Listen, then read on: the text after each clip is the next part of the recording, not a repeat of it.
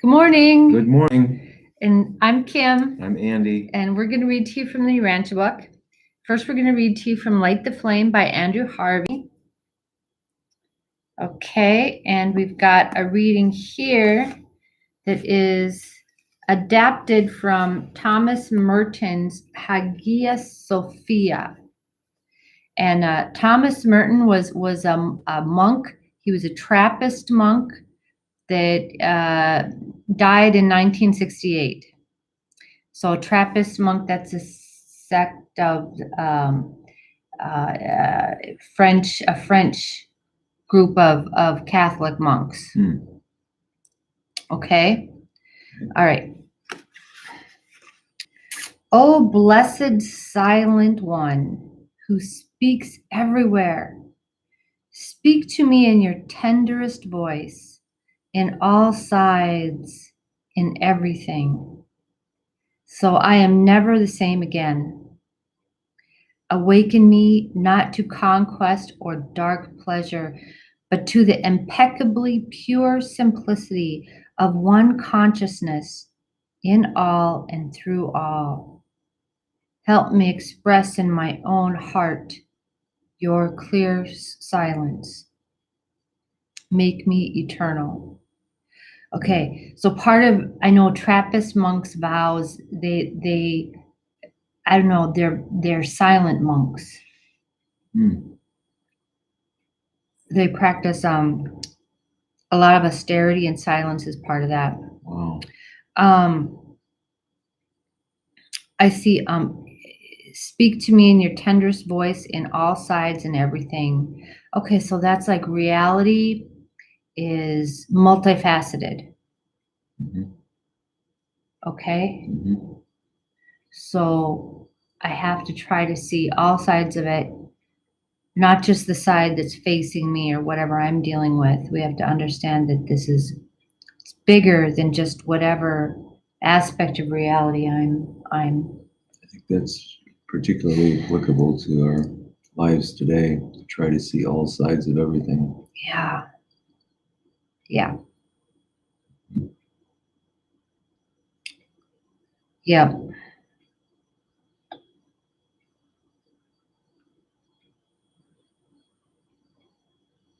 Okay, very nice. Of one consciousness in and through all. That's the purest simplicity. So even though reality can be this multifaceted, complex thing, there's this impeccable, pure simplicity that runs through everything. Okay, so we're going to talk about here one of my favorite parts of the Urantia book, paper 3, part 5, the Father's Supreme Rule. I was just looking at this here just a minute ago. Now we think here, okay, the Father is the ruler of the universe, right? Or the universe of universes. But what if this doesn't mean that? What if it means this is the rule? Like, kind of like the golden rule, but it's the Father's, the rule of the Fathers that we have to follow. And that makes so much sense to me when we talk about the inevitabilities. How it takes a challenge, a difficulty to bring about creation, creative potential is always born of a challenge. Okay? Okay. What if that's the supreme rule? So instead of looking at our challenges, it's like, oh gosh, why did this happen to me? Oh my gosh, I'm cursed. We look at this as an opportunity for growth and to do something that's, that's creative within this difficult thing here. That applies to me today. Yeah, it applies to me most days. Okay, so let's go ahead and read it here. Okay. In his contact with the post-Havona creations, The Father does not exercise his infinite power and final authority by direct transmittal, but rather through his sons and their subordinate personalities. And God does all this of his own free will. Any and all powers delegated, if occasion should rise, if it should become the choice of the divine mind, should be exercised direct. But as a rule, such action only takes place as a result of the failure of the delegated personality to fulfill the divine trust. At such times, and in the face of such default, and within the limits of the reservation of divine power and potential, the Father does act independently and in accordance with the mandates of his own choice. And that choice is always one of unfailing perfection and infinite wisdom. So yesterday I talked about, so even though God delegates pretty much all of his power, his authority to his, creature sons and daughters, that doesn't diminish his own power in any way. Right? Right. Okay. So, I don't know, I'm thinking of a light that's reflected here in in many different ways and off of a lot of different mirrors and lenses, but so those lights shine, those secondary lights shine, that doesn't diminish the first light. See? Does that make sense? It does. I would use the example of federal power here in our country goes so far, but really it's the states that have their power that is separate from federal. And depending on your point of view or situation, which is more applicable in the lives of daily people. Okay, all right, federal power. Because federal power delegates a lot of power to the states, right, to do what they do. Yet overriding it all is the federal power. Right, so the federal power can, take that power away from those states if it chooses to do so. Okay. Right. So, and God can do that here at such times in the face of default of a subordinate, the federal God, right? No. Okay, God can take back his power. Okay. The Father rules through his sons. On down through the universe organization, there is an unbroken chain of rulers, ending with the planetary princes, who direct the destinies of the evolutionary spheres of the Father's vast domains. The earth is the Lord's and the fullness thereof. He removes kings and sets up kings. Most highs rule in the kingdoms of men.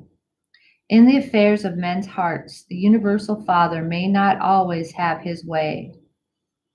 But in the conduct and destiny of a planet, the divine plan prevails. The eternal purpose of wisdom and love triumphs. Said Jesus, "My Father, who gave them to me, is greater than all, and no one is able to pluck them out of my Father's hand." As you glimpse the manifold workings and view the staggering immensity of God's well-nigh limitless creation, you may falter in your concept of his primacy. Right. But you should not fail to accept him as securely and everlastingly enthroned at the paradise center of all things. You okay? And as the beneficent Father of all intelligent beings.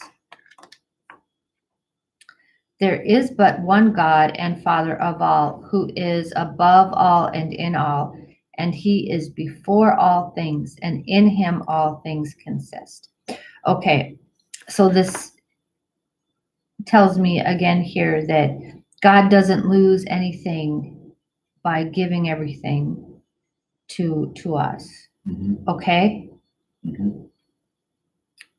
And that might not make a sense. I had the vision, Kaya, of God as just like this little, shrunken little entity here who gave away all his power, right? That's thinking in our way, Yeah. But zero sum. yeah, something like that. Yeah. Mhm. But that's not true. This isn't that's what this is telling us. In giving away, God becomes even more godlike. Right. Well, that's an AA. You can't, if you want to keep it, you have to give it away. Mhm. You have to um, motivate other people to stay sober so you can stay sober yourself. Mm. So that's perfect. Yeah, the act of giving actually, right, creates, yeah, more godlike quality. Right. That giving away is a central feature, I think, of indigenous people. Yes. Well, yeah, they have the giveaways. Mhm. Mhm. Do Lakotas do that too? Oh, They do yes. that. Oh, Oh yeah, yes. they did that at that Sundance. Yeah. Mhm. I know Ojibways do that. Mhm. Yeah. Okay, that's really great. Mhm. The uncertainties of life and the vicissitudes of existence do not in any manner contradict the concept of the universal sovereignty of God. All evolutionary creature life is beset by certain inevitabilities. Consider the following. 1. Is courage, strength of character desirable? Then must man be reared in an environment which necessitates grappling with hardships and reacting to disappointments. Otherwise, how would we grow strong and courageous? Right. Is altruism, service of one's fellows, desirable? Then must life experience provide for encountering situations of social inequality. If we're going to be altruistic, if we're going to have this desire to serve, it has to be born out of something, out of an inequality. Okay? And there you go. Something I always worry about is the inequality of the races. And that's a hot button topic. And but that's why that's necessary. I don't want to sound dualistic, but how do you know the good until you experience the bad? Well, see, that's completely Tao, and this is what this says. This is so Tao, is that the yin and the yang here, that expression of something good here necessitates first you wandering through the desert to search for that thing that you're trying to find, or the quality that you're trying to develop. Right? Mm-hmm. You can't be captain of the Air Force until you go through basic training. Right. Right? You cannot appreciate the quality of water until you've been without water for an extended period of time. Right. And once you have endured that, you realize that water is life. Yeah. Okay. You want to go? You go for a while. Is hope? Is hope. Yeah. Hope. That's how these all start. Okay. Yeah. Is hope the grandeur of trust desirable? Then human existence must constantly be confronted with insecurities and recurrent uncertainties. Is faith, the supreme assertion of human thought, desirable? Then must the mind of man find itself in that troublesome predicament or it ever knows less than it can believe. Is the love of truth and the willingness to go wherever it leads desirable? Then must man grow up in a world where error is present and falsehood always possible. Is idealism, the approaching concept of the divine, desirable? Then must man struggle in an environment of relative goodness and beauty, surrounding stimulative of the irrepressible reach for better things. Is loyalty, devotion to higher duty, desirable? Then must man carry on amid the possibilities of betrayal and desertion. The valor of devotion to duty consists in the implied danger of default. Is unselfishness, the spirit of self-forgetfulness, desirable? Then must mortal man live face to face with the incessant clamoring of an inescapable self for recognition and honor. Man could not dynamically choose the divine life if there were no self life to forsake. Man could never, by saying, could never lay saving hold on righteousness if there was no potential evil to exalt and differentiate the good by contrast. Is pleasure, the satisfaction of happiness, desirable? Then must man live in a world where the alternative of pain and the likelihood of suffering are ever-present experiential possibilities. Mm-hmm. Throughout the universe, every unit is regarded as part of the whole. Survival of the part is dependent on cooperation with the plan and purpose of the whole. The wholehearted desire and perfect willingness to do the Father's divine will. The only evolutionary world without error, the possibility of unwise judgment, would be a world without free intelligence. In the Havana universe, there are a billion perfect worlds with their perfect inhabitants. The evolving man must be fallible if he is to be free. Free and inexperienced intelligence cannot possibly at first be uniformly wise. Mm-hmm. The possibility of mistaken judgment, evil, becomes sin only when the human will consciously endorses and knowingly embraces a deliberate, immoral judgment. Okay, should I go? Yeah.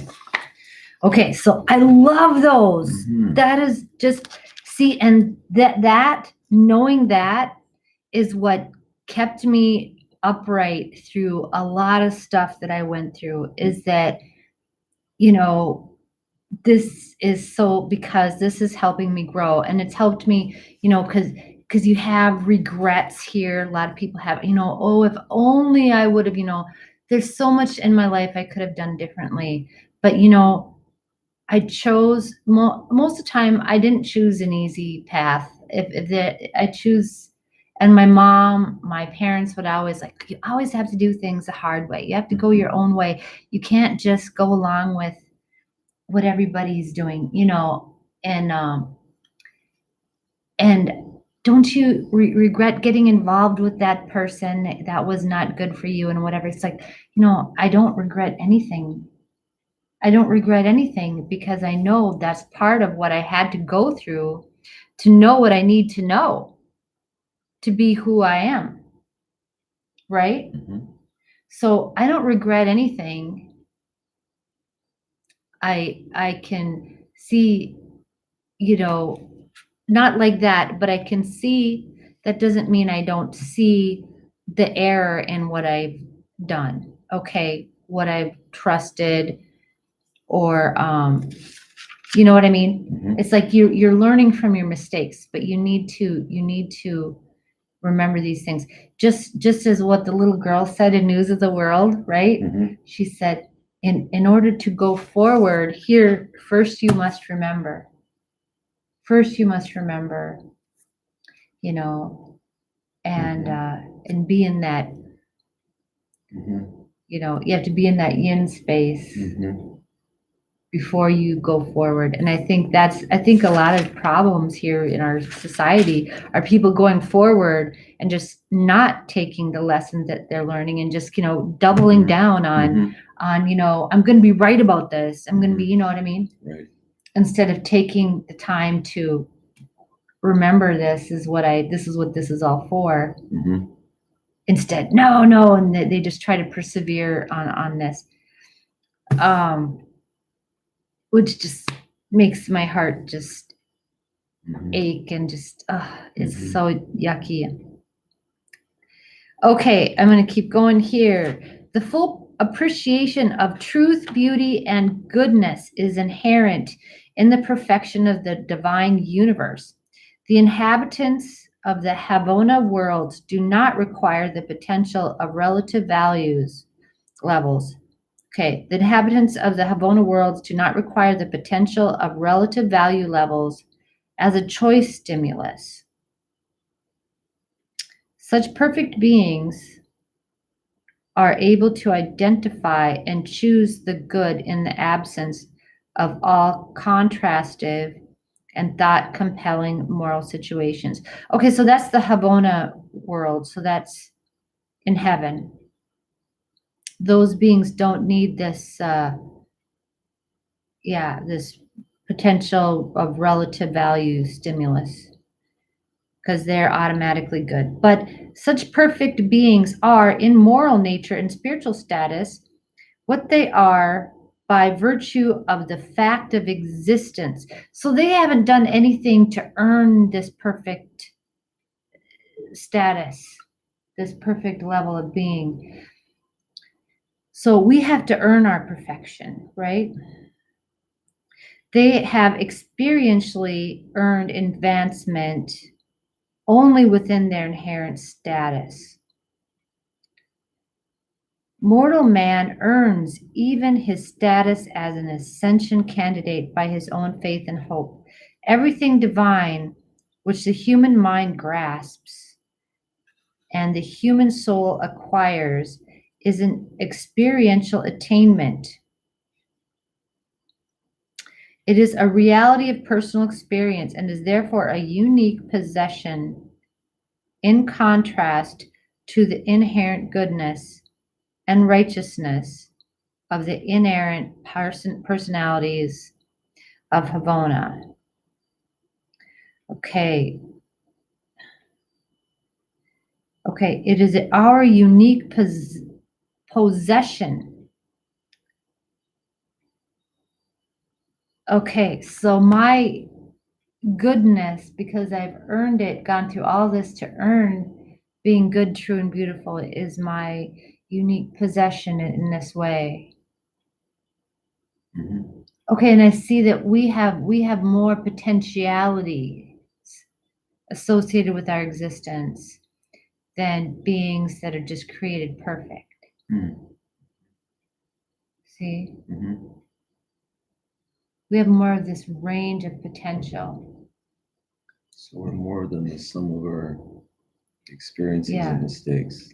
So we look at angels and they're so powerful and beautiful, but they don't have the range of of choice that we do, sort of. Mhm. Anyway, take us home, Andy. Last paragraph there. Mm-hmm. The creatures of Havona are naturally brave, but they are not courageous in the human sense. They are innately kind and considerate, but hardly altruistic in the human way. They are expectant of a pleasant future, but not hopeful in the exquisite manner of the trusting mortal of the uncertain evolutionary spheres. They have faith in the stability of the universe, but they are utter strangers to that saving faith whereby mortal man climbs from the status of an animal up to the portals of paradise. They love the truth, but they know nothing of its soul saving qualities. They are idealists, but they were born that way. They are wholly ignorant of the ecstasy of becoming such by exhilarating choice. They are loyal, but they have never experienced the thrill wholehearted and intelligent devotion to duty in the face of temptation to default. They are unselfish, but they never gain such levels of experience by the magnificent conquest of the belligerent self. They enjoy pleasure, but they do not comprehend the sweetness of the pleasure escape from the pain potential. Yeah, so we've got something on them, huh? We do. In this and way. I can appreciate it in just thinking of experiences that we've gone through, that I've gone through, that was such a struggle, but at the end it seemed so worth it. Because of and the Buddhists would call that, or Dharma, because for the growth that you receive, the growth in your, potential to do good that you receive here from going through this experience. It even talks about like real mercy. The last couple times on the Truth Book, it talked about how mercy, you can't really exhibit mercy until you've gone through some stuff yourself, until you really know something about what that person has gone through. Right. So, you know that you're getting ahead when you feel actually grateful for your struggles.